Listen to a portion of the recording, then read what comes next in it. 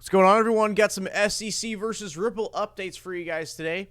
We got XRP playing out in this little weird, choppy bottom formation. Kind of looks like a little bit of an inverse head and shoulders going on the hourly.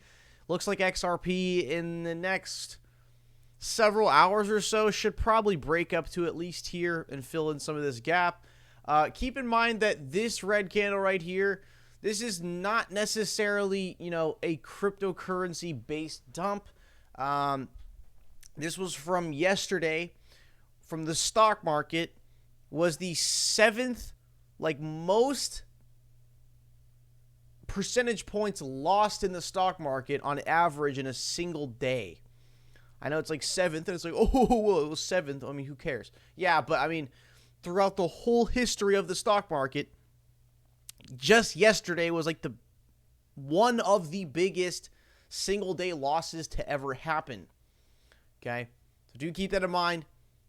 XRP just playing the game here. Whole cryptocurrency market just playing the game here. We got like 14 hours left until the Ethereum merge. Not saying that's something you should really even pay attention to or care about, because I still think the Ethereum network is probably still going to be slow and expensive. But the funny thing is that although Vitalik Buterin has changed his tune over the last few years, from calling Ripple, there's a video of him calling Ripple the internet of value. Literal video on Twitter we found the other day on the channel of founder of Ethereum saying, no, Ethereum is not the internet of value. Ripple is the internet of value, but we're doing this thing. And then all of a sudden he changes his tune after, crashing on Ripple executive's couch after he offered him a place to sleep, and then goes ahead and publicly takes a shit on Ripple and XRP about pretty consistently every few months we see. Okay. But I'm just kind of thinking, with 5,000, it's like an estimated 5,000 Ethereum blocks remaining until the merge. I'm just trying to think, does the market not even care about the merge? I was thinking when there was 3 days left until the Ethereum merge, I'm personally thinking to myself, okay, I think the market should get a little hypey pump, a little something, a little buy the rumors, sell the news. But no, I think Ethereum merge got delayed so many times, bro, that I don't think the market even gives a shit, because they still realize that if Ethereum goes to this new system, it's still going to be big transaction fees. Whether it'll be slow or not, I don't know, but I know that big transaction fees will probably still be there. All right. Guys, let's go ahead and get into the news for today. Got some updates from the SEC, or not from the SEC, but about the SEC. Check this out here. So the Chamber of Digital Commerce has come in my opinion, to try to save Ripple's ass. I'm not saying Ripple's ass needs to be saved. I think Ripple can do that by themselves with their, soccer team of lawyers. But Chamber of Digital Commerce has filed a motion for leave to file an amicus brief. The motion, memorandum of law, declaration of Lilia Tesler, and the amicus brief are below. What is an amicus brief, guys? That is essentially when somebody who has literally nothing to do with the court case, is not even involved in any way, they can step in, have their voice heard, and give out some information. Quick little statement here from the Chamber of Commerce. Through education, advocacy, and working closely with policymakers, regulatory agencies, and industry, the Chamber seeks to develop an environment that fosters responsible innovation, job creation, and investment. The Chamber's commitment to compliance is deeply rooted in its organizational culture and was one of the key purposes of its creation. Like all new technologies, blockchain has been abused by nefarious actors. The founding members of the Chamber came together to launch this organization to provide dedicated sources to work with government and address policy and regulatory considerations to ensure efficient and successful functioning of the market.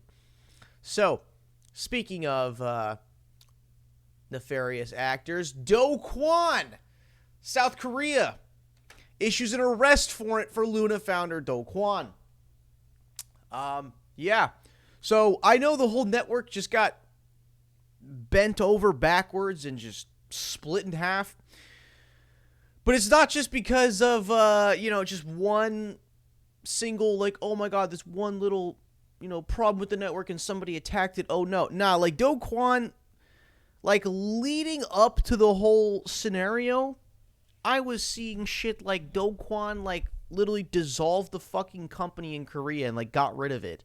And dude was withdrawing, like, I can't remember if it was $20 million a month or $200 million a month. He was withdrawing a shit ton of money out of the network and pretty much just draining the liquidity pool, I think.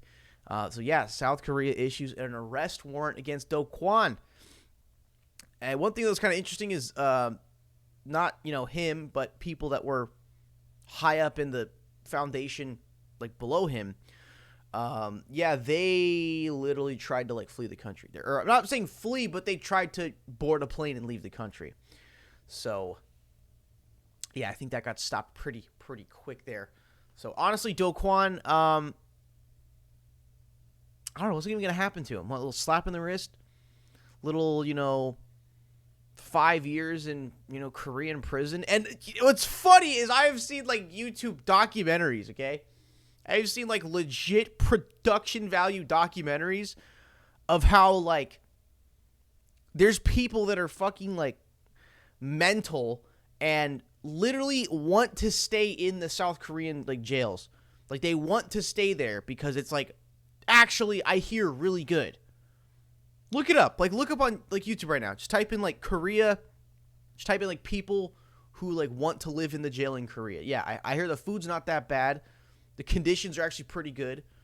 Never any fights going on because in Korea, that's a very serious thing. I know in America, if two grown men, they want to, just duke it out on the street, right? As long, from what I understand, depending on the state you live in, as long as you guys are both equally hitting each other and it looks pretty consensual, like you guys agree that, yeah, we're gonna go ahead and duke this out, it's really not even a big deal in America. Where it turns into a big deal if it's just you hitting the other person, that can turn into assault and battery because, you're just strictly attacking them. They're not doing anything to you kind of thing. But in Korea, I have learned from some of my friends that they have this kind of law of there's like a payment per punch. I'm not even joking. You can, like, if you receive punches in Korea, you can be entitled to a dollar, like, monetary figure per punch. I like that system. That's pretty advanced because if someone's trying to get in a fight with you, just go, all you got to say is, oh yeah, you got money? You want to pay $1,000 per punch? Go for it, dude. Go for it. I'll collect some paychecks. Next one from James K. Fillin.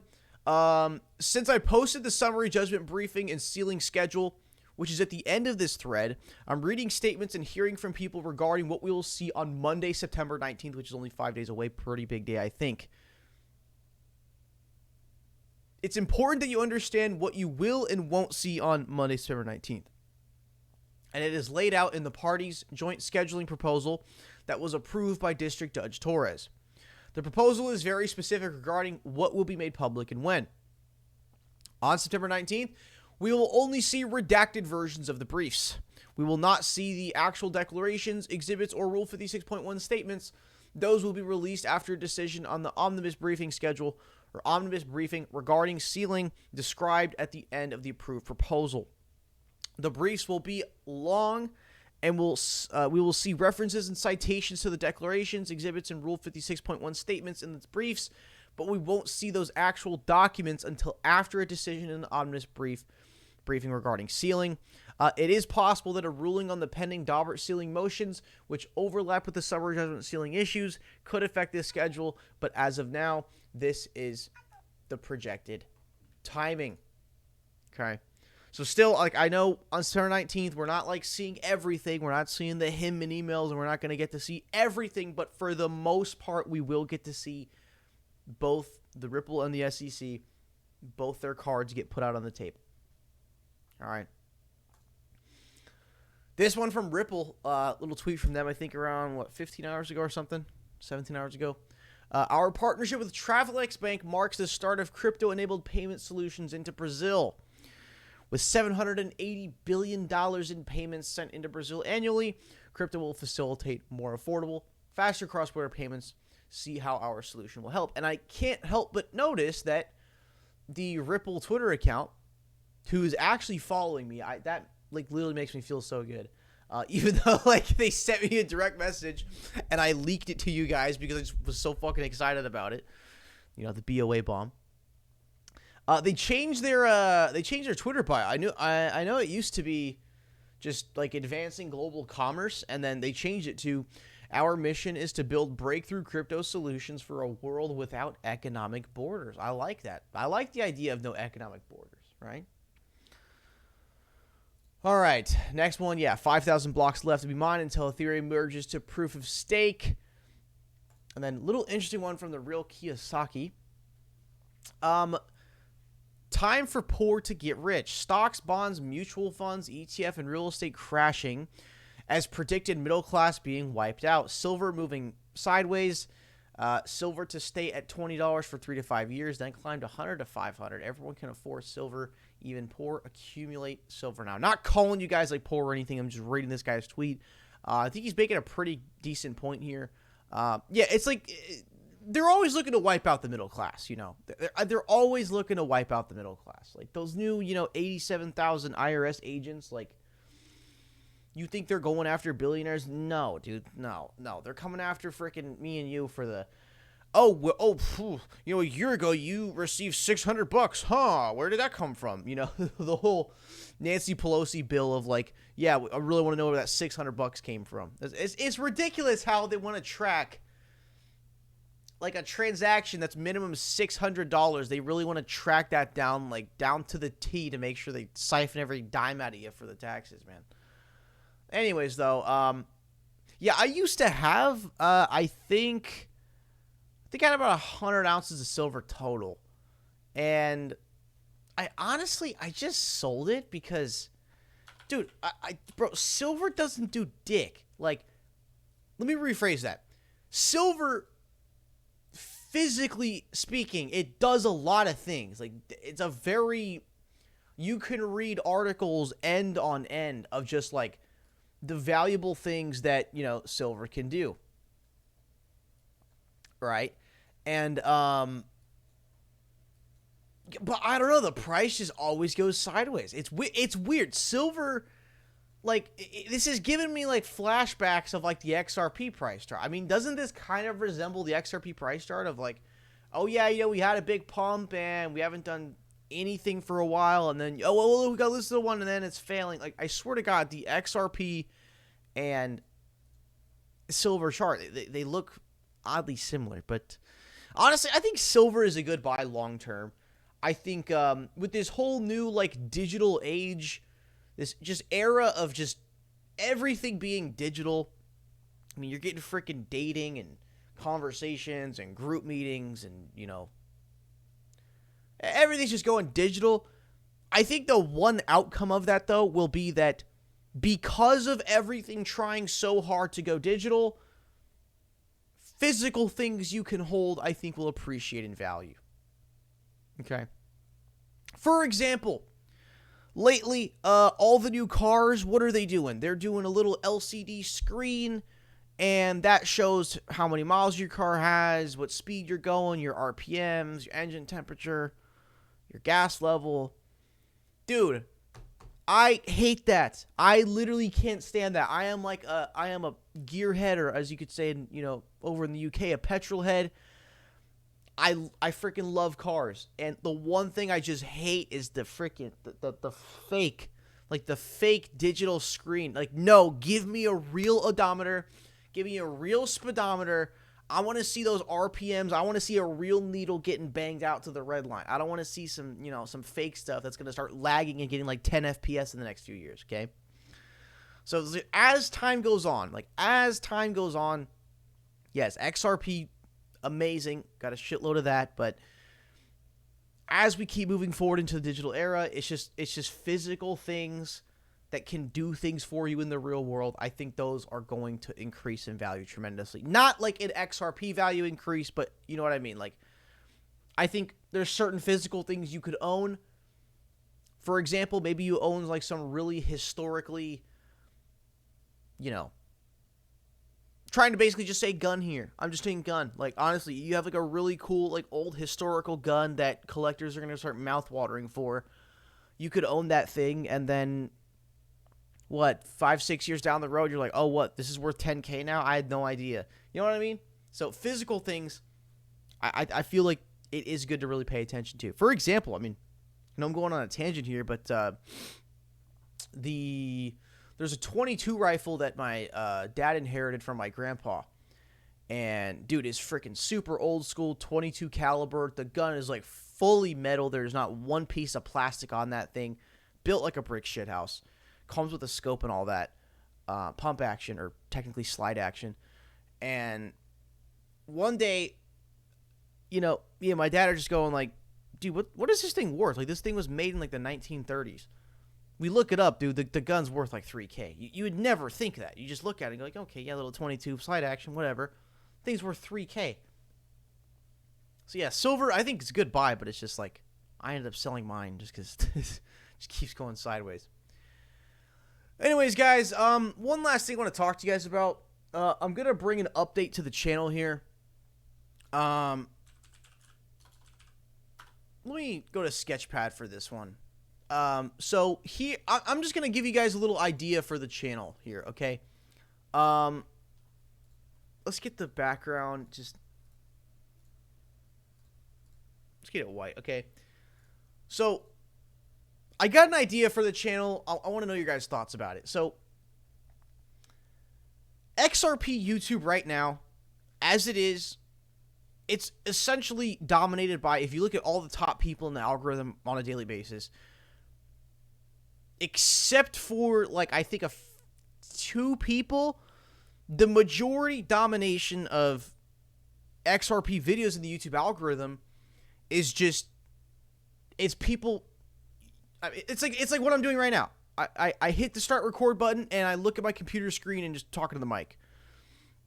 It's really kind of like, I mean, for being like the number one like way for people to deliver news with the XRP ledger, it's like, it's pretty much the number one people that are posting videos and getting, 20K views in the first day. It's like, that's all it is. It's just recording your computer screen and going on a tangent. So I got this little idea for you guys.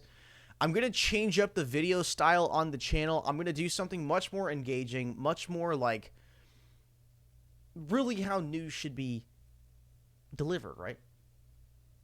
So I got this idea. I know, so the videos right now, they just look like how they look now. I'm just recording my computer screen, but what I'm planning on doing is the videos are now going to start looking like this. So if this is like the video you're watching of the YouTube, what I'm planning on doing is I'm going to be using my like actual TV that I have here. And then I'm going to be, there's an HDMI. What's really cool with the apartment is like I don't even have to plug in to the HDMI. There's a little like HDMI port like on the wall already hooked in. So I basically plug in my laptop into that. And then I got a connection to the TV. And then essentially I would be standing right here. Like I would be standing right here. I mean, I'm not saying this is like exactly to scale. But, okay, now I don't have hair anymore. So I got to draw a little tiny shaved head. But it would essentially be like, I'm not saying you're going to see my whole body or anything, but you're just going to see the upper half of my body. And I feel like I'm talking about like an OnlyFans account here or some shit, dude. But anyways, I basically want to change up the channel where it's like a real, like, feels more like a real show, right? Because we're coming on, pumping out, like, 2-3 videos a day on all the news going on. And it's like, I'm just recording my computer screen. I could be doing something totally more engaging. So basically, like, up here, I'd have, like, the latest thing from the SEC going on, then like some little like XRP price charts here, and then I'm basically just kind of pointing to the screen and then reading off a paper about certain information coming out. I think I'm gonna start doing something like that. I think it's time that XRP YouTube evolves from just, hey, just press the start record button on your computer and just start babbling for 20 minutes. I feel like the XRP community is big enough to the point where we should probably evolve past that, and I kind of want to bring news in kind of a better way.